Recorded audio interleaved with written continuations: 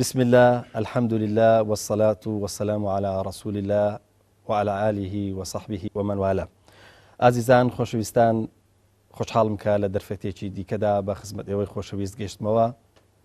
لە پرۆگرامێکی زۆر تایبەتدا سەبارەت بە جەژن. دوای عیبادەتکردنی مانجێک،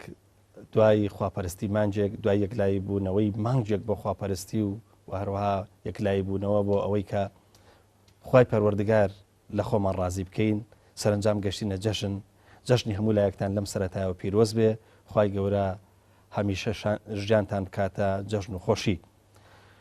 خۆشەویستان، تاوتوێی پرسی جەژن دەکەین بە میوانداری زۆر بەڕێز دکتۆر محەممەد عەبدوڵڵا پێنجوێنی، دکتۆرا لە فکری ئیسلامی. دکتۆر جان، جارێکە بەخێر بێت. سپاسانەکەم، خوای گەورە سەرکەوتان کە ئینشاءڵڵا. لە ڕەمەزانە ماندوومان کردی، جارێکە لە جەژنیشە ماندوو دەکەینەوە، گەردەمان ئازاکە و جەژنشت پیرۆز بێت. ئێوەش پیرۆز و هەموو مسلمانان پیرۆز، گردنتان ئازاوێت تا قیامەت. دکتۆر جان، ئەگەر لە سەرەتاوە سەبارەت بە جەژنە پیرۆزاتەوە جەژنە پیرۆزە بکەی فەرموو. بە ناوی خۆی بەخشندە و میهرەبان، درود و سڵاو بەسەر گیانی پاکی پێشەوامان ڕەسوول الله صلی الله علیه وسلم، یارانی و زانایان و ڕۆژ خواناسانمان تا ڕۆژی دوایی هەمویان بەگشتی. هیوادارم پێشەکی داواکەم لە خوای گەورە کە تاعاتی ئەم مانگەمان خوای گەورە قبوڵی کردبێ و یەکەیەکی تاکەکانی مسلمان ئەوەی کە لەم پرۆسەیەدا بەشدار بووە لەگەڵ ڕۆژەکانی مانگی ڕەمەزان و تێپەڕبوونی دەی یەکەم و دەی دووەم و دەی سێهەم گەشتێتە ئەو قۆناغانەی کە پێغەمبەری خوا لە فەرمودەکە فەرمودی کە قۆناغی کۆتاییان ئازادبوونە لە ئاگری جەهەنەم. ئینشاءڵڵا هەمومان ئازاد بووبین لە ئاگری جەهەنەم و ئازاد بووبین لە جۆرێ لە عادەت و نەرێتێک کە چەندین 11 مانگە پێوی مبتەلاوین. ئینشاءڵڵا هەرێکە لە ئێمە بە نەرێتێکی تازە و عادەتێکی تازە چین ناو کۆمەلگا و ژیانی 11 مانگی تر. وەجەژن پیرۆزە ئاراستەی تاکەی مسلمانانەکەم لە ئێوەی بەڕێزەوە دەست پێەکەم لە ستافی کەناڵی پەیام و لە بەڕێستەوە لە هەموو کارمەندان و ئەوانەیە پشتی کامێرە ئەوانەی کە ماندوو بوون لە هەموو پەیام لە هەموو بەرنامەکانە بۆ هەموو دواتر بۆ هەموو شارەکەم و هەموو خەڵکانی مسلمان لە هەرێمی کوردستان و وڵاتەکە شیرینەکەمانە خوا تاعاتی هەمووتان قبوڵ کە، خوای گەورەی شەڕجەژتان پیرۆز کە و دائیمەن لە خۆشی و دڵگەشی و فراوانی و خەندە و فێکەنی نابن قەل لە ژیانتانە ئینشاءڵڵا نەهامەتی و ناڕەحەتی نێتە ڕێتە. کاک دکتۆر، بەر لەوەی باسی ئەوە بکەی کە جەژن بە مانای چی دەپرسین، ئایا جەژنیش ڕۆژێکە لەو ڕۆژانەی کە پرۆسی ڕەمەزان تەواوەکە، خود با بڵێن ئەگەر ئێمە 30 ڕۆژەی ڕەمەزان بە ڕۆژوو ببین، یعنی جەژنیش هەر ڕۆژێکە بریتە لەوەی کە پێگوترێ پرۆسی ڕەمەزان، یاخود ئەمە ڕۆژێکی زۆر جیاوازە. ڕاست ئێمە بە ڕۆژوو نین، بەڵام ئێمە ئاڵین مەسەلەن بۆ منە جەژنی ڕەمەزان، یعنی دەکرێت بزانین کە ئایا جەژنیش هەر دەچێتە ناو چوارچەوەی ڕەمەزان و پرۆسی ڕەمەزان. لە ڕاستیدا حقیقەتێک هەیە ئەبێ بیزانین لە ئیسلامدا یا لە بڵێن لە شەریعەی ئیسلامی بەگشتی بۆ هەموو سەرکەوتنێک، بۆ هەموو ئازادبوونی ئینسانێک، بۆ هەموو گەیشتن بە ئامانجێک جۆرێک لە دەربڕینی خۆشی و جۆرێک لە شادیکردن هەیە. یەکێک لەو شتانەی کە ئەیبینین ئەم جەژنانە خۆی لە خۆیان بەڵگەی لەسەر ئەوەی هەر شتێکە ئینسان ئەنجامیدا لە ژیانیا گەشتە ئەنجام، گەشتە ترۆپکی ئازادی یا بڵێن سەرکەوتن یا گەشتە مەبەستەکەی کە خۆی پێگەشتووە پێویستە کات جۆرێک لە شادی دەبڕێ. شادی دەبڕینەکەش لە ئیسلامی پیرۆزە بۆ معنایەیە کە ئێمە پرۆسەیەکمان تەواو کردووە، پرۆسەیەکی بەندایەتی پەرستشی کە پەرستشێکی ڕۆحی و دەرونی بوو، ئەم جا دوایەوە ئاراستەکردنی جەستە بوو و ئەندامەکان بوو بۆ شتە جوانەکان و واتە جوانەکان. بە شێوازێکی تر بڵێم بریتی بوو لە ئاودانی ڕۆح، لە ئاودانی نەفس، بە ئاوێکی تازە و بەنوێ بۆی بەرهەمی تازە و گەڵای تازە و گوڵی تازە بگرێ بۆ لە کۆمەڵگای ئەم جەستەی ئێمە جارێکی تر سەر لە نوێ لە کۆمەڵگە داشتی جوان بڵێ ئەم بۆ ئێمە تەواو کرد، ئەم پرۆسەیەمان تەواو کرد، ئەم جەستە بەم شێوازە ئیشەکەی خۆیکە گەشتینە ترۆپکی کۆتایی مەبەستی خۆمان. ئێستا کاتی ئەوەیە خۆشی دەبڕین بۆی کە گەشتوینە دەسەرکەوتن کە توانیمان بە شێوازێکی زۆر جوان ئەنجامی بین. ئەمەیەکێ لە واتە جوانەکانی جەژنە لە ڕەمەزان یا لە جەژن لە قوربانە. قوربانیش عیبادەتێک ئەنجامە دین کە ڕۆشن بۆ حەجە، دوای ئەنجامدانی ئەو پرۆسەیە کە ئاگەینە کۆتا ڕۆژەکانی بە هەمان شێوە جەژنەکەین بۆ چووکە لەبەرەوەی پرۆسەیەکی گەورەمان ئەنجامدا کە پرۆسەیەکی ئینسانویستیە کە ئەو پرۆسەی حەجە زۆر لە معنەیەتی تیا لێرا ناچم بەلایەوە، بەڵامی ڕەمەزان پرۆسەکە بتی و لە پرۆسەی گۆڕانکاری لە ناخەوە ئەمجا بۆ دەرەوە. ئەم گۆڕانکاری ئینسان کە بێبیکە لە کۆمەڵگەدا ئەبێ پێویستەکە کە دەکەزانین گۆڕانکاری دروست بۆ بالفعل کردومانە حەقی خۆی خۆشی دەبڕین لە ئەندەرەنجامی لەسەر خۆشیەکان منینەوە کاک دکتۆر جارێرا قسەکەمی تۆزماوە با تەواویکەم ئەمە کابوو یەکێ لە خاڵەکانی خەڵکی تر بەڕاستی کابوور کە ئەڵین جەژن کۆتایی هێنانە بە پرۆسەکە جەژن خیتامە جەژن بڵۆکو بڵین دەربڕینی شادیەکە بەوەی کە سەرکەوتوو بوون تێیدا بە معنایەکی تر بریتێ لە دەربڕینی سپاسگوزاریەکی تر بە زبانێکی تر هێستا تا ئێستا زبانی سپاسگوزاریمان بۆ خوای گەورە بە خۆگرتنەوە بوو لە خواردن و خۆراک ئێستا بە پێچەوانەوە سفرەکانمان قڕباڵق ئەکەین ئێستا دەممان ئەکەینەوە زبانمان ئەکەینەوە گوێمان ئەکەینەوە ئەبیستین ئەخۆین بە ئیساحەتی خۆمان لەگەڵەوەشا پێەکەنین قسەی خۆش و خەندە ئەکەین کەوابوو چوونەوە سەرباری ژیانی یان زەمانەکەیە بەڵام کوتمان بە سیستەمێک بە پرەنسیپێک بە شێوازێکی نوێ زۆر باشە کاک دکتۆر ئێمە ئەخۆینەوە ئەپۆشین پێەکەنین شادی ئیجێڕین ئەمانەش لە زمنی عیبادەتان ینی دەچنەوە چوارچێوەی عیبادەتی حەقیقەتەن هەر عیبادەتن ئەوە شەر عیبادەتە ئەوەش ئەو دۆ خۆشی دەبڕینە ئەو خەندەی سەلێوەکانمان هەر عیبادەتن بۆ پێغەمبەری خوا عەلەیهی سڵات وسەلام پێی فەرمووی لە چەندی فەرمودەمان هەیە کە کەلیمەتون طەیبە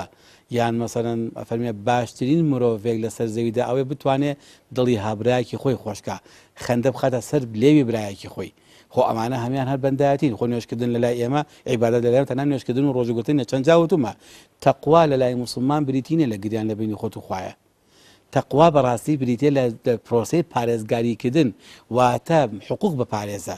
مافی خەڵک بەپارێزە لە هەر جێگەیەکە هەی لەو شوێنە حەقی خۆی بەرێ کە مامۆسا بم لە قوتابخانەیەکە حەقی مامۆسایەتیمدا مامۆسا ئەبێ میهانی بم مامۆسا بێ دەم بە خەندە بم ئەبێ تەواضوعم هەبێ ئەبێ هاوکاری خەڵک بکەم ئەبێ زبانم زۆ مەسەلەن زبانێکی پارا و پڕ لە خۆشەویستی بێ ئەمەیە بەڕاستی تەقوا لەو شوێنەدا تەقوای من کە ئەچمە ناو بازاڕەوانە بە هەمان شێوە بریتێ لەوەی کە زیینەکەم چاوەکانم بەباشی بەکاربێنم خیانەت لە خەڵکی نەکەم کاڕۆم بە ڕێگەدا ئاگام لە عەزێدانی بەرامبەرەکان دەوروبەری خەڵک ڕێگە مافی ڕێگە بپارێزم ئەوە تەقوایە لەوێدا تەقوا لەوێ گریان نییە نوێشکردن نییە ئالوێ ئەمانە هەموو بۆیە کە لە ئیسلامە ئەم پەندە خەندەیەش و بۆیە لە قسەیەک هەیە کاڵین زۆر جار هەیە لە کۆمەلگەی ئیسلامی کولتورێکی زۆر خراپ بووە بریتیوە لە کوشتنی جەژن ئێمە لە جەژنمان کوشتووە زۆر باشە دێمە سەرەوە زۆر بە تەرکیز ئەمێ پرسیارێک سەبارەتەوە بکەم بەس بە ئێمە باسی هەر دەسەواژەیەکەکەین پێویستمان بەوە هەیە کە سەرەتا تعریفێکی بکەین خودت پێناسەیەکی بکەین ئێمە زانین وشەیەکی ناوی جەژنە لە زمانی عەرەبیا پێگوترێ عید جەژن یاخود عید پێناسەکان چییە و بەرەنجامەکەشان چییە؟ بەڵێ لە ڕاستیدا وشەی عید مەستەرە چاوگی پێوترێ لە زبانی عربی داڵێن لە عادە یعودوە لە عەیەدە یعیدووە بەڵام خۆی لە واوی عادە یعودو عیدەن خۆی عەودەنە و عیدەنە یعنی سیغەی فعلەنە یا فعلەنە هەردووکیانمانە وشەکە لە ئەسڵی خۆمانە ڕەجعە هاتووە چەند معنایەکی لێوەرەی دێت عادە یعود یعنی ڕەجعە شتێکەوە ئەگەڕێتەوە بەسەرمانە یا عادە یعود عادەتەن بە معنای شتێکە بۆتە نەرێتێکی بەردەوام عادەتێک نەرێتێکی بەردەوام یا عادە یعود عەودەن بە معناوەتانێت بەرەنجام و خێرەکەی بەسەرمانە هاتەوە سێبەرەکەی بەسەرمانە گەڕایەوە لە ئەتوانین باشتر و دقیقتر وێنای ئەم پێ ئەم وشەیە بکەم لە قورئانی پیرۆزە خوای گەورە سورەتێکی ناوە مائیدە لەگەڵ مائیدەدا جەمعەکە وشەی عید بەکارهێنە کاتێکە سەیدنا پێغەمبەرێکی خوا لەگەڵ گەلەکەی خۆیدا لە گفتوگۆیایە ئەوان مەسەن داوای لێ یەکەین هل يستطيع ربك أن ينزل علينا مائدة من السماء ئایا خواکەی تۆ توانێت لە ئاسمانەوانە مائیدەیەکمان بۆ بنێرێ دوایی سيدنا عيسى فەرمێ چی ئەفەرمێ اللهم أنزل علينا مائدة من السماء تكون لنا عيدا لأولنا وآخرنا خوایە گیان بنێرە لە ئاسمانەوە بۆ ئێمە مائیدەیەک کەوابوو پێش بوونی عید پێسمان بە مائیدە هەیە پێشبوونی عیدمە قورئان زۆر جوان تەسویری کردووە بێ سفرەیەکی جوانمان هەبێ ئەم سفرەیە چی بێ مائیدە کاتێک پێڵەن مائیدە تەنانەت سفرەی ڕاخراو نییە سفرەیەکی ڕاخوان و عەلەی دەڵێ خۆی لە پێناسەکەڵە هو خوان لە زبانی عەرەبیە عليه طعام وشراب مما يليق بالشارب والآكل ئەو خوانەیە کە شتێکی لەسەر دانراوە شایستەیە بۆ کەسێک کە لەو جێگایە ئەگەر مامۆستا بێ ئەگەر زانایە داوەتکەی پیاوێکی گەورە داوەکەی سفرەکەی چۆن بە ئاڕازێنیتەوە کەواتە دکتۆر جان ینی دروست هاچی لە توانەمانەیە بە تایبەتی لە ڕۆی جەژنا بەڕاستی بە دەرک بە ناوی ئیسرافەوە لێ نەگرێت بەناوی سافرێنی چووکە بەڕاستی بە مائیدە بێ حەقدە مائیدەمان هەبێ مائیدە پێشی عیدەکەیە خوایان نائیدێک بنێرە بۆمان ئەم مائیدە بێتە چی تەکون لەنا عیدەن لئەوەلینا وآخرینا ئەم وشەی عیدە ئالێرەدا یعنی چی ئەم عیدە ئەم مائیدەیە بەردەوام بێ خوایان ئەم مائیدە با بەردەوام نە کاتی نەبێ بینەری مەسی پێوە نیە سفرەیەک لە ئاسمان بەڕاخرایی بێتە خوارەوە ئاوای ئامادەکراوێ يعني بريتي براسي الرزق ورزقي شو جواي الاخر فرمي اتك ورزقنا منه رزق من بو مثلا خير الرازقين بويك عيد بمعنى ام معناه جوانا يعني كوابو خوايجان وشي عيد يعني قرانوي او مائده او سفر اخوان وفراوانا بردوامه لجيان مانا بردوامه بو ايما شو بو قالكاني دوايمان ام خوشيه كخوشي او داين سفر مالكان مانا لما نقريتو كوابو وشي عيد ام معناه جوانيتي على القران بديكين بريتي لاودان كدنو لە پڕبوونی خوانەکانی سفرە و خوانی ماڵەکانمان کە دڵنیشانین دڵشادی و دڵبەختەوەری ئینسانەکەیە و نیشانەی خۆشەویستی خۆشببختی ئینسانەکەی لەو شوێنەدا کە دانیشێ بە دڵێکی زۆر ئارامەوە دانیشتووە ئەمە معنە گەڕانەوەی ئاو بەرەکەتەی بە ژیانی ئینسانە کەوابوو خوتی عید ئەتوانین ئەم معنەی لێ بگرین هەموو ساڵێک بەم شێوازەی کە ئێستا هەیە هەر ئەوا بگەڕێ بە چرخێ بەسەرمانە بێتەوە ئەم مناسبە جوانە دووبارە بێتوانێ نەخوا نەخواست لە دەرفەتێکی ناڕەحەتی و گرفت و قەیران و نەبوونی ئەمانە بێ وشە عید بەڕاستی ئەو واتایە جا بۆیە چەند وادایەکی بەڵام ئەم واتیان لە قورئانی پیرۆزە جوانتر دەرەکەوێت زۆر باشە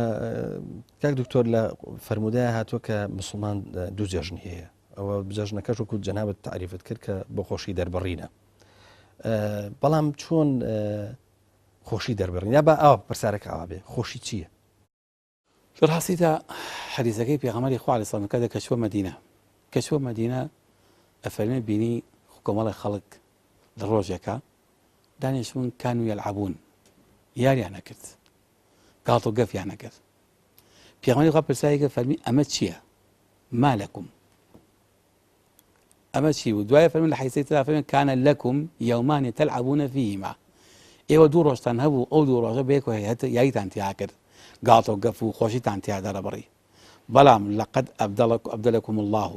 بهما خەیرا منهما بەڵام خواکەی ئێوە خوای پەروەردگار هاتووە بۆ ئێوەی گۆڕی بە دوو ڕۆژی چاکتر لەم دوو ڕۆژە لەم فەرموودەوە بۆی پێ قسەی وەڵامەکەی جەناب بەمەوە کەوابوو ئەوان دوو ڕۆژیان هەبوو یەلعەبوونە فیهما یاریان تیا کرد کەوابوو جارێکە یاریکردن بۆ ئینسان بەشێکە لە دەربڕین بەشێکە لە بڵێن لە پێداویستی ژیانی ئینسان ناکرێت ئینسان دابڕی لە یاریکردن ناکرێت بڵێ ئینسان یاری حرامە ناکرێت بڵێ ئینسان گاڵتە و گەف نەکا لە ژیانیە ناکرێت ئینسان خەندە و زبانی خەندە و زبانی لێوی خەندە و قسەی خەندە و قسەی خۆش و مناسبەی خۆشی نەبێ بۆیە کە کاتێک کە خوای گەورە ئەیگۆڕێ بۆیان ناچێت لەعبەکەی لێ لا نابە حەدیثەکە زۆر جوانە دەفەرمێ ئەبدەلەکم الله بخەیری منهما خێرا منهما لەو چاکتر کە ئەبوو ئەویشی تایە و لەوە چاکتریشە لەعبەکەی تیا ماوە تەلعەبوونە فیهما هەر تایە بەڵام چیە شتێکی تی بۆ ئیزافە کراوە کە کۆمەڵە معنای جوانە کە سەدەقەیە کە هاوکاریکردنە کە بتێ لە دەستگیرۆکردنی هەژارەکانتان کە پێکۆ جەژنکردنە کە ئاوداکردنی سفرەی براکانتانە خزمەتی دۆستایەتیکردنە هەموو ئەمانە پێوتێ کە هەبوو ئەگەر چینەوە بۆ ئەم فەرموودەیە تەلعەبوونە فیهما لوعبە چییە یا گاڵتەکردن چییە یا خۆشی چییە خۆشی بەڕاستی هەموو شریعەتی خوای گەورە ئەگەر سەرنجی قورئان بین لە بیدایەت و تا کۆتاییەکەی هەمووی بۆچی هاتووە هەمووی بۆ هاتووە بۆی مرۆڤێکی سەعید و کۆمەڵگەیەکی سەعید دروستکە کە ئینسانێک بەختیار بێ لە دنیا و لە کۆمەڵگەیەکی بەختیاریشا بژی بەختیاری بە چییە بێ بەختیاربوونی ئینسان بەوا بێ ژینگەی لەبار بێ لە دەرونی ژینگەی دەرونیشی و ژینگەی مادیەکەشی هەردووکیان پێکەوان هەردووکیان ژینگەیەکی گونجاو بە ئینسان بێ خۆسا ئینسانی وا هەیە لە ڕووی مادیە و کێشەی نییە لەوانەیە ماشەڵڵا ملیۆنەها دۆلاری هەیە بەڵام ژینگە دەرونیەکەی لەبار نییە بۆیە قەت ئیسراحەت ناکات لە ماڵی خۆیان بڕۆ لێ پرسە بەردەوام هەمی هەیە پیاوی واش هەیە ژینگەی مادیەکەی سفرە هیچی نییە پارەی نییە بەڵام زۆر بەختیارە بەردەوام خەندە و قسەی خۆش و هاوکاری بۆ چونکە ئەمە ژینگی ئیمانیەکەی ژینگە ڕۆحیەکەی ژینگە دەرونیەکەی جەستەی خۆی ئەویان زۆر ئامادەیەتیایە ژینگە مادیەکە زۆر کارگەسە دروست ناکات بەڵام ژینگە مادیەکە تەواو بۆ گە ژینگی ڕۆحی تەواو نەبوو بەردەوام تۆ نابەختیاری ئیسلام ئەیەوێت لە شریعەتی خوای گەورە ئەم بۆ ئینسان دروستکە بەڵێ هەردووکیان پێک و تەبابن هەم ژینگەی مادیمان هەم ژینگەی ڕۆحیمان جەستەییمان ڕۆژومان کرد ژینگەی ڕۆحیمان تەواو پاراو کردووە کاو ئێستا زۆر بەختیارین ئەوەی کە بە ڕۆژوو بە هەست ئەەکەی تۆ ئێستا لە پلەیەکی بڵندای بەرەو ئاستێکی بەرز ڕۆشتووی ئەم بەختیاری و خۆشیە ناگوجێ لە ژینگەی تیدمانە کە ژینگەمان دێکای لێوابی میمرێنی ئەبێ لەوێش بێمان دەرکەوێ کە الحەمدولله بەم ڕۆحە بەرزە بەم ڕۆحە جوانە بەم هەستەی بەم نەستە بۆم دروست بووە بەم سۆزە بۆم دروست بووە لە ژیانە ئێنەوە دەرکەوێت سۆزەکەتیایە باشە ڕۆژی فێ دڵنەرمی نەکردوم کە دەرەکە دڵم نەرمە ڕۆژوو فێری ئینسانێکی ئەو نەکردوم کە لە ژیان مۆن نەبم ئێناوێ مۆنەکەم ناچێ ڕۆژوو فێری نەکردم بڵم ئینی سائیمون جوان دەرنیم لەبێ دەشت بەدیری جوان چیم هێنابێ قسەی خۆشم هێنابێ کوا قسە خۆشەکانم دەکرێت دکتۆرجان باسی ئەوە بکەین کە هەموو ئەو شتە جوانانەی کە ڕۆژوو فێرمانەکە وەکو وتمان جنێو نادەین بەڵکو بە پێچوانەوە لە جێ جنێ و بەدیل مەسەلەن بۆ من تەسەڕفی ناشرین ناکەین سلوکی ناشرین نانوێنین دەکرێت ئەمان هەمووی کۆکەینەوە بە جێژنجی بخەیت جێژن یانی ئەوە جێژن یانی ئێستا بەرەنجامی ئەم ڕۆژەم دەرەکەوێ ئەو فەرحەتەی کە لە جەژنان چووکە فەرحەی سایم بەڕاستی ڕۆژوشکاندن کە تەواو بێ خۆشترین کاتی ڕۆژوان ئەوەی کە ڕۆژوەشکێنێ دە ئەم فەرحەیە ئەبێ ڕێکباتەوە لەکییا بۆ مناڵەکانە بۆ دەوروبەرە بۆ خزمەکە مامە پورە خاڵۆزەکانە تەنها بۆ خۆم نییە خۆم پێ بکەنم خۆم پێ بکەن شێت بووە ئێستا ئەم دانیشتن خۆ پێ بکەن تێک چووە پسکەگە خەڵکە دانیشتم پێ بکەن تەبیعیەوە نیە خۆ تەبیعیوە ئێستانەگە خەڵکا پێ بکەنێ خۆم بۆ خۆم هەر پێ بکەنم بەڕاستی تێک چوو ناوە پسەگە خەڵکا پێ بکەنی عیبادەتە کە خەڵکا توێنی واجبە وەیە کە ئەم مناسبەیە فێرمانەکە ئەبێ ڕنگدانەوەی ئەم عیبادەتە لە ڕۆژا دەرکەوێ پیامبەری خوا عەلەیهی سەڵاتو وەسەلام فێری مەدینەی فێری ئەوە کرد بۆیە کە فەرمی ئەبدەلەکم الله لەقەد بخەیری منهما ئەفەرمی لەوە چاکتری بەناوخەین کاوە ئێوە چاک بووە ئەوکە ئێوەش کە دڕۆستان هەبوو یاریتانەوە شتێکی باشە بەس باشترمان بۆ هێنان نەهات بڵێ وەڵا داشن چۆن یاریەکەن ئێوە یاریکردم ئێوە یاری حرامە یاری قەدەغێشتی وای فەرموو پیامبەری خوا لێ قەدەغە نەکردن ئەو عورفەی خوان کە هابوو جوانتری کرد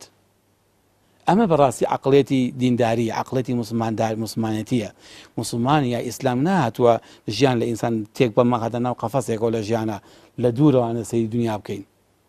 ئەمان خاتە ناو دنیاوە ئەبێ لە دنیا بەکار بێنین ئێمە مکەلەف نین ئینی جاعل فی الأرض خەلیفە ئەو خەلیفایەتی خوای گەورە کە بۆ ئێمە دانا و پێی داخشیوین چییە بێتێر بەکارهێنانی ئەم مادانی سەر زەوی بۆچی دروست گوڵ بۆچی دروست بووە بۆ جەمال نییە دەبێت نابێت لە منیش بەکاری بێنم لە ژیانی خۆمە بۆنی خۆش بۆچی باشە بۆنی سادەی لێ بکەم ئێنە بە منیشە بۆنەکە هەبێ باشە لە دنیادا ئامەم و فراوانی و شتە جوانە دنیا فراوانە هەیە ئەم فەزا فراوانە هەیە بۆچییە بۆنێ بگەڕێم بەسەریا بێم و بڕۆم معقولە لە مزگەوتێکا خۆم سجێکم نەچمە دەرەوە یا لەما خۆش جێگەم نەچمە دەرەوە ئەی بۆ دنیا ئەوە فراوانە دنیا شت بەرمەسە بۆ نمونە لە جۆراو جۆری خواردنەکانە بۆچی ئەو هەموو جۆرە میوە و جۆرە خواردنانە هەیە تا لەزەت ببینم توانم تەنەواکەم کاو لەمە بخۆ لەوە بخۆ لەوە بخۆ ئەگەم چی شتێک بڵم تەنها بەس هەر ئەوا خۆم تر ناخۆ لە خۆم حرام کەم ئەمان لە شریعەتای چەند دروست نیم بۆیە کە لە شریعەتی ئیسلامیە یاسایەکی فقیمان هەیە هەر ئینسانێک مەباحێکی خوا مباحەکانی خوای گەورە لە خۆی حرام کا گونەبارە لە شریعەتی ئیسلامیش قاعدەی ترمان هەیە ئەوانەی کە خوای گەورە محەڕەمن بۆی دیاری کردوین حرامەکان 1 2 3 4 ناگەنە 15 دانە هەمووی واجباتەکانیشمان 1 2 3 4 ناگەنە 15 دانە دەدانە واجباتیش مەکروهاتی 6 7 دانن ئێباقیتی چییە مباحات کەوابوو مباحات زۆرترینی شتەکانن باشە چی دینێکە چ ئاینێکە کە ئەم هەموو پانتایی مباحی داوە بە من چ عەقڵەکە بێم لەم حرامکە زۆر باشە کاک دکتۆر یەکێکە لە خەسڵەتەکانی جەژن بریتە لەوەی کە پەیوەندیدارە بە ژیانی هەمومانەوە تۆ سیرکە لە جەژنە چۆنەڵی زۆرینەمان ڕەنگە لە نزیکی یەکتریەوە یەک جۆر خواردن بخۆین با ئاوا بڵێن ینی خواردنەکانشمان لێک نزیکە بێت پۆشینمان زۆر دوور نیە لە یەکەوە شاری دەربڕینمان زۆر دوور نییە ینی جەژن ینی شانسی گشتی هەیە با بڵێن هەمومان لەو ڕۆژەیە حتا تەنانەت ئەوانش کە چۆنەڵی چانسی بە ڕۆژوو بوونیان نییە بەڵام لە جەژنەکە هەمیشە مەسەلەن بۆ منە جەژن ئەجێڕم ینی ئەمە چ بایەخێکی هەیە کە لە کاتێکە ئەمەڵێن ئەمە پەیوەندیدارە بە هەموو کۆمەڵگاوە لە ڕاستیدا ئەمە ڕاستکردنەوەی چەمکێکی گەورەی شەرعیە چەمکێک هەیە کە عەدالەت چەمکێکیش هەیە یەکسانی لە دنیای ئێستەکانە ئەوەیە بانگەشە بۆ یەکسانی کرێ بانگەشە بۆ عەدالەت ناکرێ ئیسلام ئەو چەمکانەی کە ڕاستکەوتوانێ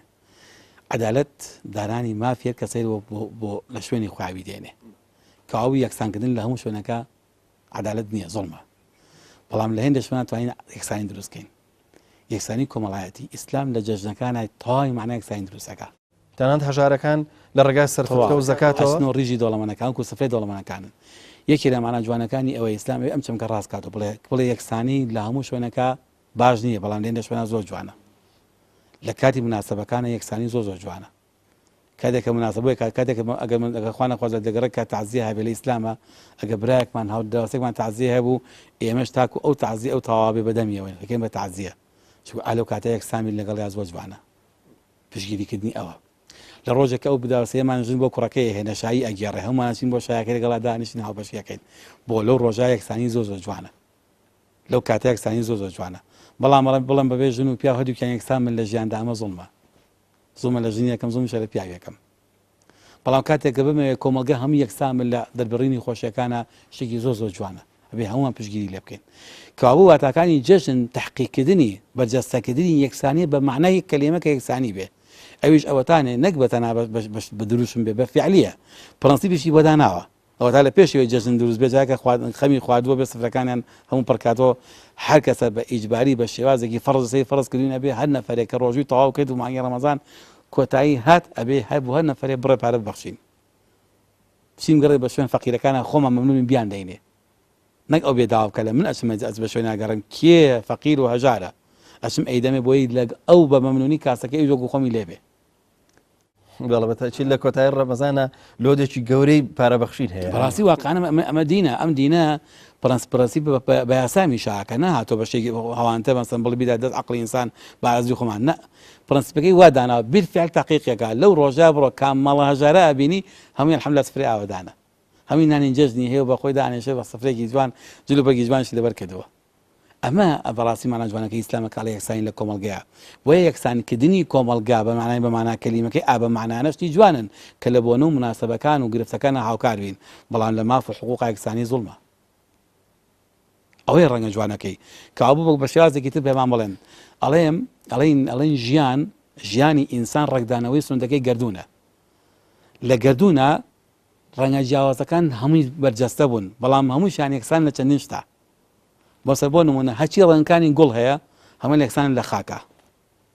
لە خاک هەمویان ئەبژن، بەڵام ڕەنگیشیان جیاوازە. هەمویان یەکسان لە ئاوە پێویستیان بە ئاو هەیە، بەڵام ڕەنگەکانیشیان جیاوازە. ئەمەمان پیاڵە جەژن ئەڵێ ئێوە ئەبێ ئەو گوڵانە وابن وەکو ئەو درەختانە وابن وەکو ئەم گەردوونە ساحە فراوانە وابن بیخوێنەوە هات گەردوون چەند هاشتی جوان هەیە سەدان نوعی جیاواز هەیە هەزاران گیانەوری جیاواز هەیە، بەڵام لە چەندیش تا یەکسانن، بەڵام لە دەیان شتیشا جیاوازن نەش بۆتە ماوەی تێکدانی ژیانیشیان بۆکو ژیانیان جوان کردووە. ئێمەش بەڕاستی ئەوە ژیان جوانەکەیت. ئێمەش لە کۆمەڵگەیەکە هەموو نوع دینێکی تایە، هەموو جۆرە ئایدیایەکی تایە، ئەتوانین ڕۆژی جەژن هەمومان یەکسان بین.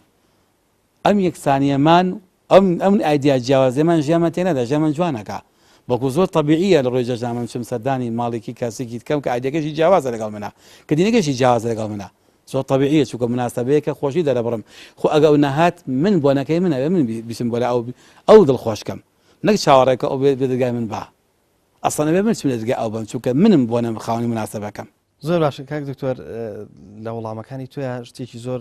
تازە بەبانی بە نیسبەت بنەوە بەڕاستەکەی ینی زۆر تازە بوو، ئەوش ئەوەیە کە مایدە سفرە ئەنجا جەژن دەشێ حکمەتی زەکاتی فێتر بە تایبەتی کە باشترین زەکاتەکەی ینی با بڵێن شێوازی دانەکەی بریتی بێ لەوەی کە لە شەو ڕۆژی بەر لە جەژن بدرێ بۆ ئەوەی کە فریا سفرەکە کەوێ، ینی بۆی نازانم ئەگەرەمە دروست بێ ئەمە ڕەنگە تێگەشتنی من بێ بۆ ئەم پارە پەرش و بڵاو نەبێ بۆ مەسەلەن بۆ منە لانی کەم ئەوەی کە جەنابە دەوتە سفرەکەمان لانی کەم وەکو یەک بێ. حەقیقەتەن ئەگەر چینەوە بەر سەردەمی پێغەمبەری خوا عەلەیهی سەڵاتو وسەلام کاتی خۆی ئەو زەکاتی فیترە ئەوان خواردنیانە هێنا بۆ خۆراک بوو، چونکە زۆرترین شازی خواردنی ئەوان خورما بوو، گەنم بوو، جۆ بوو، کەشک بوو، هەندێک لەم بابەتانە. پێغەمبەری خوا عەلەیهی سەڵاتو وسەلام فەرمی هەرێکە لەیەوە ساعێک بێنێ، لە مزگەوت خورماکە هەڵەدرایەوە لە سۆز پارچەیە شوێن هەمووی کۆکرایەوە، جۆکە لەوێ هەڵەدرایەوە، گەنمەکە لەوێ هەڵەدرایەوە، لەگەڵ نوێژی جەژنیانە کە سەلامیان نادایەوانێت هەر کەسە قەچعی خۆی پێ بوو، خورماکەیان بۆ تێکرد، لە گەنمەکە لە چی بدو ماڵەوە هەر ئەو بخوارەکە هەمویان پێکەوە. تەواوی معنە زەکاتی فیترەکە ئەوە بەخوانی هەر هەمویان یەک خوان دروست ئەوە لە مەدینەدا یەک هەمووی لە دەمسەی ئەوەی تا ئەو سەری مەدینە هەمویان ئەوەی کە لە مزگەوت هێناویانەتەوە، هەر کەسە ساعێکی هێنا جا ساعەکەت و خۆیان چی بوو توولەکەیکە یا چێکە هەیە لە مزگەوت خواردنی خۆیان بردو بۆ ماڵەوە. جەژنی قوربانیشە پێغەمبەری خوا کە سەلامی نوێ جێدا عەلەیهی سەڵاتو وەسەلام ئەچووە دەرەوە سەر حیوانەکان ڕزق کراون لە بدە مزگەوتە سەرە بڕان پاگە کران گۆشەکەی ئەمجا دراوە ئەمجا ڕۆشە بۆ ماڵەوە هەر ئەویان لێ نایان خوارد ئەمە ئەو معنە ئەو قسەیە کە ئەوبوو مائیدەکە بەڵێ ڕەحەقیقەتەن زەکاتی فیتر بۆیە مائیدە پڕکاتەوە بۆیە پێغەمبەری خوا عەلەیهی سەڵام فەرمی قوت بێنن خواردن بێنن ئەو سەردەمە چووکە پارەکە بڵێ نەقدەکە نەبوو بە شێوازێ بەڕاستی بتوانێت کابرا بە پێشتی دابینی کرداگە نەقدەکە پێشتی بیدایە لە ڕۆی جەژنان کە خواردنەکە هێنا شازی خۆراکی ئەوان هەمووی هەرەوە بوو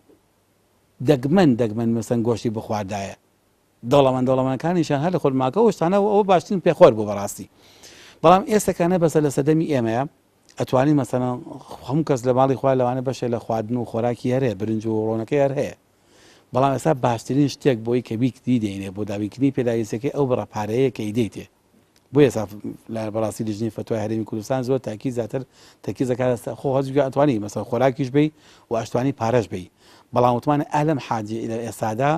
پارە باشترە وەکو شێخی ابن تەیمیە ڕەحمەتی خوا لێ بێ فەرمێ زەکاتی فیتر ئەساسیایە قوتە خواراکە بەڵام ئەگەر حاجەی کۆمەڵگە و فەقیر داوای کرد ئەتوانی بیگۆڕین بەدەق بە بەدیلەکەی بە پارەکەی ئێستا حاجەی فەقیر من لە ئەلەم ڕۆی مەسەڵەن ئەمڕۆ ئەگەر خوای گەورە قوبول کە چەند ماڵێک سەدان و کردوون لێم پرسیون ئێوە پارەت ئەنەوێ یا خواراک لە سەدا 95 ئەو ماڵەوە تێنە وڵای خۆراکمان نایە پارەکەمان پێویستە چونکە کرە خانم نەداوە چونکە جلم منداڵەکانم نەکڕیوە بەخوا مامۆستا برنجمان هەیە بەخوا ڕۆنمان هەیە یعنی ئەمانە زۆر گرنگە ئیسلامە بۆ ئەم ئیسلام گرنگی بەو فەقیرە ئەدا ئەو فەقیرە حاجەکەی و دەفعیکەی تا هەمومان پێکەوە ئەو مائیدە دروستکەین کە لە دوای مائیدە کۆ جەژن دروست هەبێ ئەبێتە عید بەڕاستی هەتا مائیدەکە تۆ ساب چویتەوە ماڵی خۆتان نان نەوە بیخۆی تخوا خەفەت نییە ئەتوانی مەسەڵەن خەندە لەسەر زبانە بێ لەسەر لێوە بێ ئەگەر مناڵەکان داوا بکەن بڵێ باوکە نان چی ئەەکەیت نابەتەچێت هەندێک لەو کەسانی کە تەمەنێکیان هەیە کە یادەوەری جەژنە جەڕنەوە باز لە بۆنی ئەو بەیانێکی خەبەریانە بێ بە بۆنی پڵاو و چێش و قەیسی لێ قەیسی کە لەگەڕەکە باو بۆ کاتە ڕاستە کاک دکتۆر شتێکی گرنگ ئەوەیە کە پێغەمبەر صلی الله علیه و سلم نوێژی جەژنی لە ناو مزگەوتان نەکردووە لە دەرەوە مزگەوت کردووە چونکە یعنی حکمەتێکی گەورە لەما هەیە چونکە ڕەنگە پاساو هەبێ بەوەی کە هەندێک کەس نێن بۆ مزگەوت بە ئاوا بڵێن بەتابەتی لە ئافرەتانە کە مەسەڵەن بۆ منە ئێمەزانین پاساوی شەرعی هەیە بۆ ڕەنگە بۆ پیاوانیش خەڵکێک هەبێ کە نەیە بۆ مزگەوت بەڵام پێغەمبەر صلی الله علیه و سلم هەوڵی داوە لە دەرەوە بیکا بۆی هەمووان لە شادیەکە لە خۆشەکە بەشدار بن ئەمە چ حکمەتێکی تێیە ڕاستیدا ئەوەی هەر بە هەمان شێوە خۆی پامێکی ترە لە پامەکانی یەکسانکردنی کۆمەلگا پامێکە کە ئەم جەژنی ئێمە هەمانە تەنها بەڵێ هی موسڵمانە بەڵام تەنها بۆ خۆمان نییە ئەم فەرحەتە کە ئێمە دەلێبڕین تەنها بۆ نامانێ بەس خۆمان ئەمانە و کەسی تا هەڵبەشکەین ئەمە قسەیەکی زۆر جوانە لە ئیسلامی پیرۆزا کە شریعەتی ئیسلامی شتە جوانەکانی چاکەکانی تەنها بۆ خۆی ناوێ ئێمە بەخیل نین ئومەتێکی ڕەزیل نین ئومەتێکی ڕشت دین شتمان تەنها بەس بۆ خۆمان بێ ئەو کلتورە زۆر خراپە دایمەن ئێمە خۆمان لە هەموو شتێک باشتر زانی وەشتی خۆمان بۆ خۆمان گرتوتەوە بە پێچەوانەوە شتمان ئێمە بۆیە کا پێمان خۆشە بیدێن بە خەڵک بۆیە ئەمانەوێ بۆیە حەزەکەی موسڵمان بین تا خەڵک ئیسفادەمان لێ بکە تا خێرمان بۆ خەڵک چونکە بۆ پێغەمبەری خوا فەرمێتی خێر الناس ئەنفعهم للناس باشترین کەس کامێ کە سوودی بۆ خەڵک هەبێ نەیفەرمێ سود بۆ موسڵمانانی هەبێ سوودی للناسی هەبێ للناس لەو شوێنایە کێیە بۆیە پێغەمبەری خوا عەلەیهی سەڵاتو ئەم مناسەبەیە لە مزگەوت دەرەکا ئێباتە ناو ساحەیەکی گەورە لەم ساحەیەدا بۆی ئەم گەڕەکە ئەم شارە هەمویان بێن لێرە سەیرکەن ئێمە چیەکەین لەوێیە ئێمە عیبادەتێک ئەنجامە دێن ئەڵێن دەستپێکی خۆشیەکانمان سەرەتای دەربڕینی خۆشیەکانمان بە عیبادەت ئەکەینەوە دەستپێکی بە عیبادەت کە دوورکە عن نوێژەکەین ئەم دوورکە عن نوێژە وتارێکە دەین دوورکە عن نوێژ وتارێک دوورکە عن نوێژەکە ئەوە مفتاحی دەستپێکە چونکە ئێمە ڕاستی ئەڵێن بۆی بتە عیبادەت ئەڵێن عید نوێژەکانی هەر چوار ڕۆژەکەی جێژمان عیبادەتە بەلایەمەوە خۆشی دەبڕینەکانمان شادیەکانمان سەیرانەکانمان داوەکردنی یەکترمان قسەی خۆشەکانمان چون بە ماڵی یەکتر هەمووی عیبادەتە بۆ چونکە لە یەکەم جا بە ئەڵڵاهو دەستمان پێ کرد ئەڵڵاهو دوورکە عن نوێژمان کرد بە عیبادەتەوە کۆتایەکەشی هەکاو ئەمە ئەم عیبادەت بەردەوامە تا ڕۆژی جەژن تەواو بێ ئەمە لە فەرمەکانی پێغەمبەری خوا هەموو دەرەکەون چونکە چەند حەدیثمانە سەودەکاریەکانی شت هەیە کە کەلیمەی طەیبە سەدەقەیە خستنە دڵخۆشکردنی برادەر سەدەقەیە سەدانکردنی براکە سەدەقەیە هەموو ئەمانە کە عیبادەتن هەمووی ئەمانە دەم عیبادەت بە عیبادەت دەست پێکردن ئەم عیبادەتش بەنهێنی نایکەین وەکو نوێژە فەرزەکان نییە تەنها بڵێن بەس خۆمانەوەی کە مسلمانە ئەم عیبادەتە بۆ مسلمانیش و بۆ هاوڵاتی هاونیشتیمانیەکانە کەوابوو لە ڕۆژی جەژنا لە ڕۆژی جەژن لایەنی هاونیشتیمانی زاڵتە لایەنی مسلمانێتی ئەمە قسەیە زۆر بەهێزکەین لە ڕۆژی جەژنانە لایەنی ئینسانیەکە و لایەنی هاوڵاتی بوون بەهێزترە تا لایەنی مسلمانێک بۆی نییە بڵێ فلان کەس بە ڕۆژوو نابێت ئەو قسەیەکی غڵەتە ئەوە پێچەوانەی خیتابە خیتابەکە کداری پێغەمبەری خوا عەلەیهی سەلام ئێمە بێ بزانین لە ڕۆژی جەژنەکانمانە فەرحە و خۆشەویستیمان ئەوەیە بێ ڕەنگ باتۆ بگاتەوە بە هەموو خەڵکی تر لەوەرە لایەنی ئینسانیەکە و هاونیشتیمانی ئەمە قسێکمان هەیە کە پێڵن هاونیشتیمانی کە پێ مصطلحی مواطنە مصطلحی مواطنە جاری وا مسلمانێکی ئەنگوت مواطنە ڕقم قەسە بووین پێی مواطنێکی بابێکی وشەی مواطنە وشەیەکی زۆر جوانە ئەوانەی کە ئێمە هەمومان هاونیشتیمانی لەم شارەدا هەر هەمومان لەم شارەیە پێکەوە هاوبەشی زۆرمان کۆی کردوینەتەوانێ دەیخۆ جەژنی و خۆشیش هاوبەشی هەمووانە هاتوان یەکسانی تیابین لە ئاو یەکسانین لە هەواکە یەکسانین لە کارەبەکە یەکسانین بەخوا لە خۆشیەکانی یەکسانین لە نەخۆشیەکانی یەکسانین ئەگە سلێمانی ئاوی نەبێ هەمومان پێوە گیرۆ داوین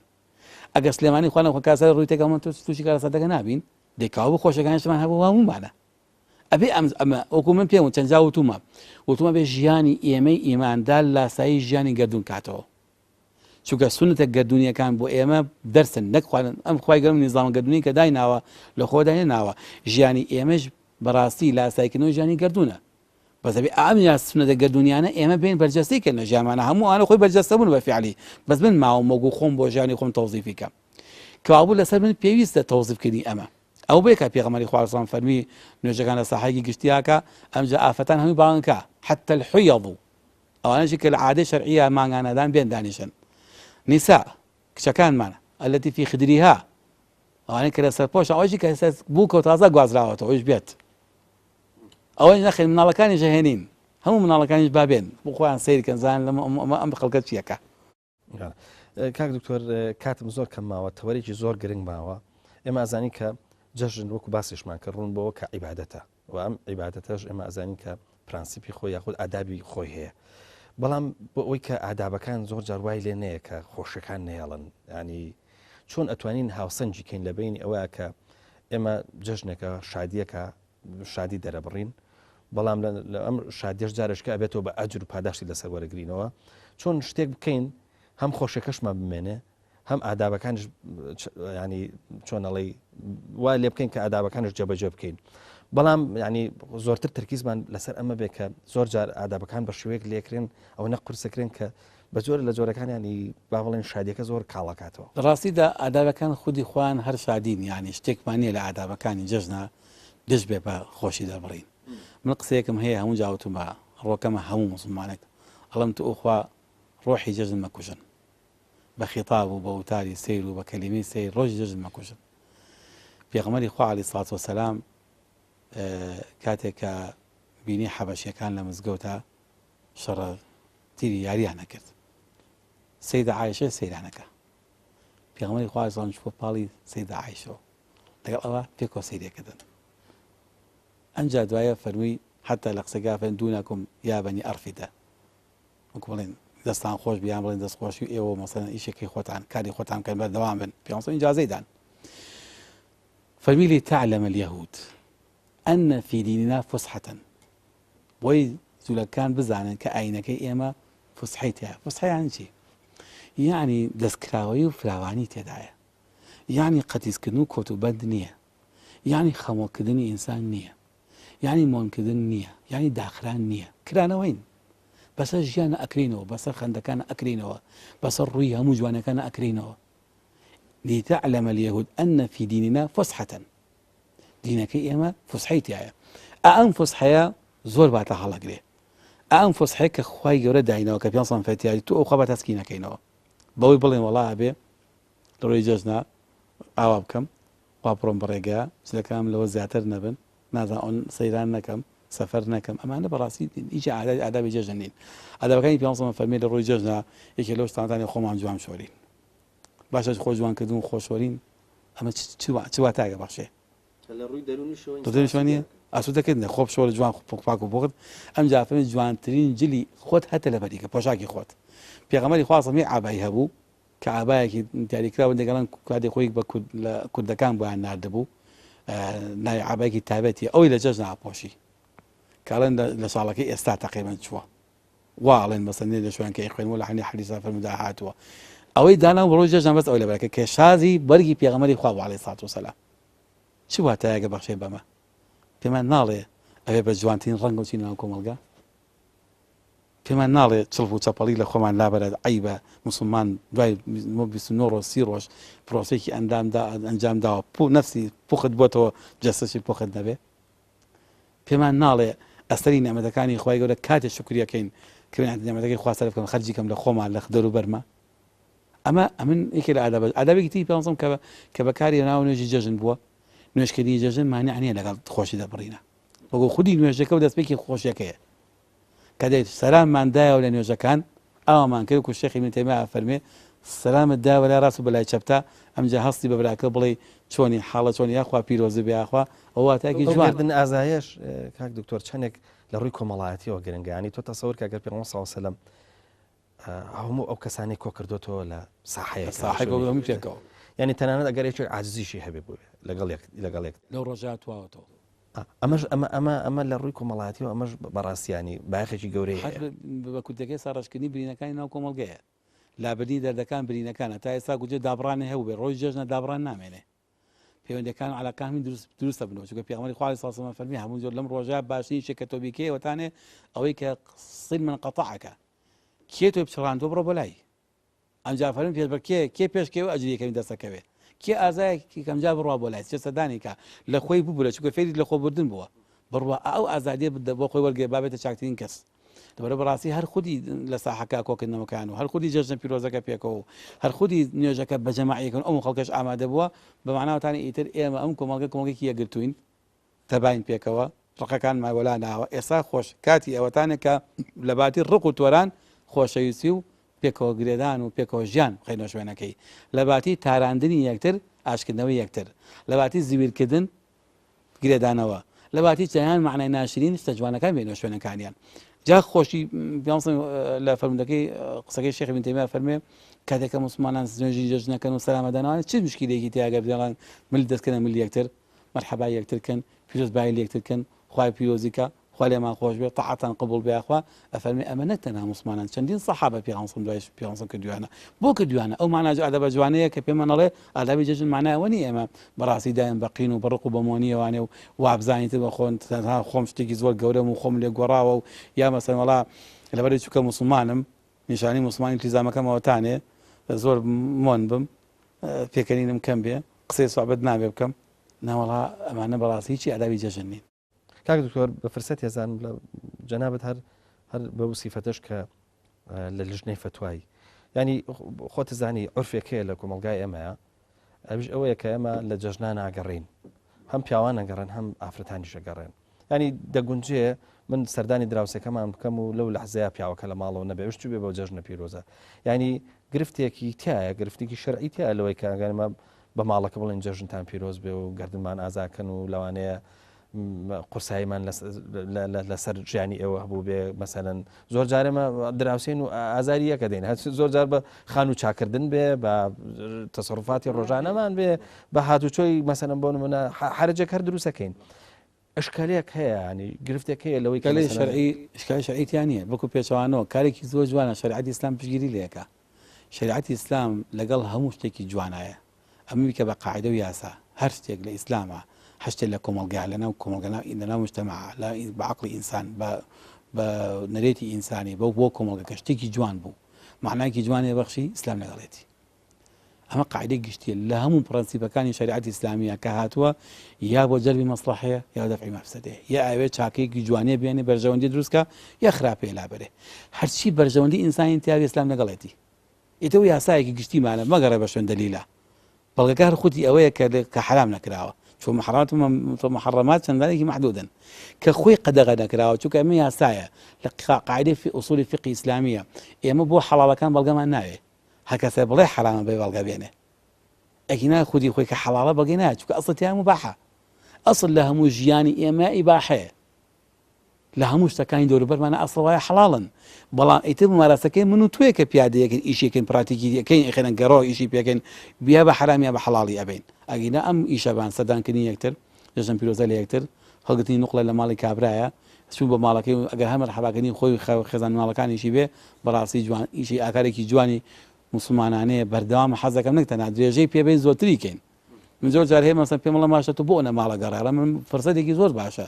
ئێستا ئەم گەڕەکەی کە من تیان تەنها کۆڵانەکەی خۆمەزانم ئێستا لەم جەژناگە سێ کۆڵان لا بچم یشێکی خراپم نەکردووە کاک دکتۆر زۆر جار لە جەژناکە بۆ هەموو ماڵێک عرفێکی جوانەکە نقڵێکی شەڵەگری دوایی کەیتە جیرفانتەوە دوایی لە ماڵەوە زۆر جار مناڵەکانی ژمێرن بزانم بەتەچیت چەند ماڵە کردووە دەوانەگەر ماڵی زۆر کرد بێ ینی دەستخۆشیش لێکەن ئەمیشێکی زۆر جوانە بەڕاستی عرفێکی جوانە عادەتێکە ئیسلام لە گەلامانی عینیە قەدەغی ناکە بەڵکو پێچوان پشتگیری لێکە چونکە هەر شتێ بێتە هۆکاری دڵخۆشکردن پەیوەندی دروستکردن علاقە دروستکردن لە ئیسلام شتێکی قبوڵە وەکو پێم یاسا گشتەکە ئەوەیە ئەمانە لە بابی مباحاتی ئێمن عادەتێکی زۆر جوانە کارێکی زۆر جوانە ئەوێ پشتگیری لێ بکەین نەخوانەخوات بێن دژی بواسینەوە چونکە وتمان ئێمە یەشت هەیە من ئەگەر ئاوەنجال هەیە ئاماژەی پێ بکەم بەڕاستی زۆر جار هەیە گیرۆدەیکردنی کۆمەلگەی ئیسلامی بە دەقی بێڕۆحەوە زۆر خراپە دەق نابێ ڕۆحی لێ بسەرینەوە دەقەکانی شەریعە هەمووی خاوەنی ڕۆحێکی گەورەن بە کۆتێکەکەی من تومە هەموو جاڵم قورئانی پیرۆز هەروشەی قورئان واتایەکی حەضاریانەی زۆر گەورەی هەیە بەڵام بەداخۆی مەخەرێکی ئەم واتە حەضارەی لێسەنینەوانێ ئەیکەینە پەیامێکی زۆر بچکۆلە دەقی شەریعەی ئیسلامی هەمویان واتای حەضاری زۆر گەورەیان تایە کاک دکتۆر ئەگەر دەق ڕۆحی لێ بسێنیتەوە ئەو کاتە توانێت جمەجوڵکردن و دوانێت بەخشینی ئەخلاقاتیشی هیچ نامەکاتەکە ئەو دقە بووک بڵ نەکتە نابوو لە خزمەتکە بە کۆمەکە دەبێتە زۆرێ لە قەیدێک لە بەندێک و دینێکی لێدێک کە ئەم دینە بە کەڵکی ئینسان نایە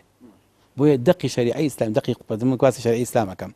شەریعەت و کە شەریعەی کاتی نییە وتمان بە زەمانی تێپەڕاندووە دقێکی بێڕۆح نییە دقێکی بەردەوام زیندووە وەکو ئیسفنج واتانێ حتا بیگوشی ئاوی لێ دێ حتا دەستی ببەری هەتا ئەو پاراوە ئەم پاراوی ناوی لێ بسەنینەوە بەڕاستی ئەمە دینداری ئەمە نیمان تێگەشتن لە ئیسلام یا مەسەڵەن من زۆر جار هەیە قسێکم کردووە هەموو جار ئەڵێم یعنی شتێکی هەڵەیەکی گەورە ئەڵێم وەڵا هەشتێ سەحابە و پێغەمبەر و سەحابە ناکردن دروست نییە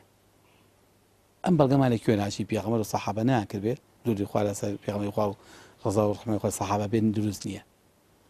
ئەمە بەڵگی نە بەڵگەی شەرعیە نە بەڵگەی ئوسوڵیە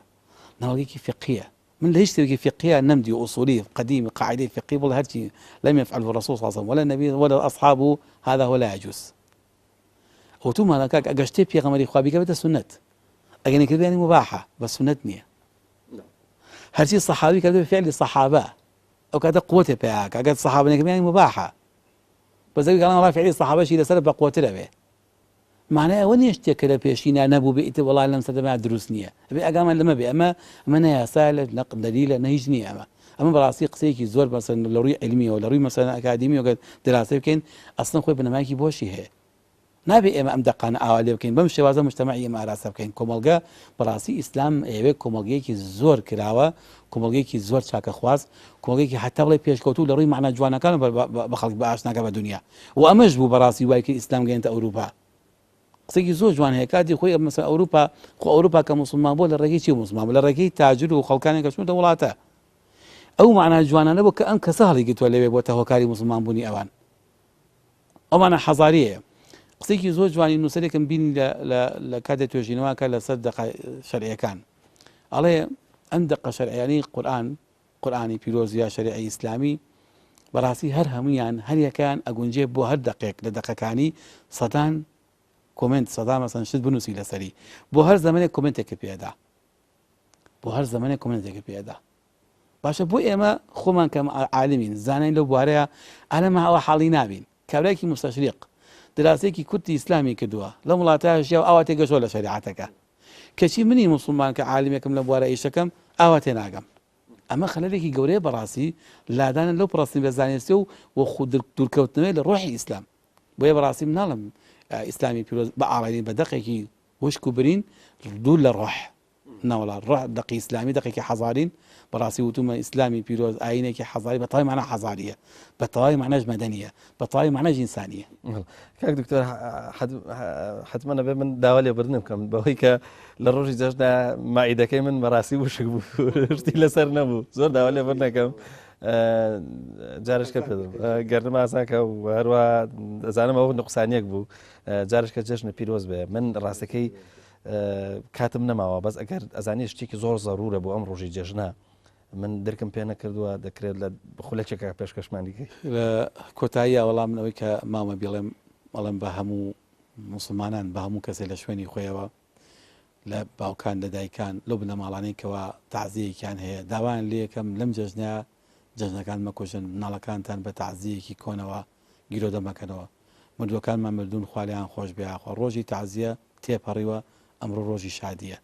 ئەو باوکە دایک و ڕێزانە ئەو ماڵانەی کە لە ڕۆژی جەژنە نۆجەژنە ئەکەنەوە بەڕاستی کوشتنی ڕۆحی جەژنە بەخوا کاک دکتۆر هەر خۆشیان نیە جاری وایە ناڵن گەڕەکەش جەژن بکات ئەوە غەڵەتێکی گەورەی هەڵەیەکە ئینشاڵڵا هیوادارە موسڵمانانی ئەم شارەی ئێمە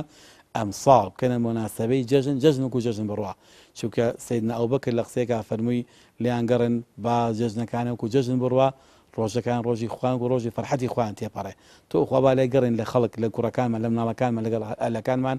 لە ڕۆژی جەژنە بە جەژن تێپەڕێ تەعزیە نوێنەکەینەوە خەفەت نوێنەکەینەوە چونکە هێنانەوەی تەعزیە کۆنەکان بۆ ئەم ڕۆژانە بەڕاستی خۆی زوڵم و ستەمکردنە لە ڕۆژی جەژن زۆر بەڕێز دکتۆر محەممەد عەبدوڵڵا پێنجوێنی زۆر سپاس دەکەین کە ئامادە بووی لە ستۆدیۆی جەژنمانەوە جارێکە جەژن پیرۆز بێ و سپاس پیرۆز بێ و خوا گەورە سەربەرچانەکە و تەعاشتان قبوڵ بێ ئینشاءڵڵا سپاس دەکەین خۆشەویستانم ئەوەی پێشکەشتان کرا بەرنامەیەکی تایبەت بۆ سەبارەت بە جەژنتان پیرۆز بێ و خوای پەروەردگار هەمیشە ژیانتان بکاتە جەژن تاکو بێگەشتنەوەیکی دیکە هەمووتان بەخوای گەورە سپێرم خواتان لەگەڵ